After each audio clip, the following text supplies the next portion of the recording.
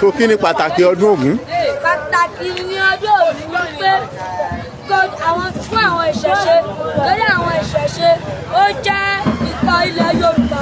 Ìṣẹ̀ṣe náà dẹ̀ kọ̀ọ̀kan ṣe táwọn pásítọ̀ tó dáyé torí ẹ̀ náà fi ṣọdún Ògún, Amọ̀lé, Dúdúdú àti àwọn ọdún. Gẹ́gẹ́ bí ìwádìí tí a ṣe ọmọdé yẹn ṣùgbọ́n ó mọ̀ ń pa ìṣẹ̀ṣe, so ìwádìí tí a ṣe wọ́n ní Ògún ó jẹ́ nǹkan tó máa ń dáàbò bo ni, ó dẹ̀ máa mú àlàáfíà wá sí ìlú. Ṣé tòótọ́ ni? Tòótọ́ ni, nítorí pé àwọn ìṣẹ̀ṣe jẹ́ pàtàkì ọdún wọ́n máa ṣe lọ́dọọdún, kó máa ṣọdún fáwọn ọdún olókùn wọn pẹ̀lú gbogbo àwọn ọdún tó ń ṣe yẹn. Ó ń jẹ́ dára ń dárayá, ó dẹ̀ jẹ́ dára ìyá. Kí lorúkọ ẹ lẹ́ẹ̀kan sí? Orúkọ mi lẹ́yìn Alọ́ Abímbọ́lá ìlú. Ó yá Ògúnyè àbí? Ó yá Ògún.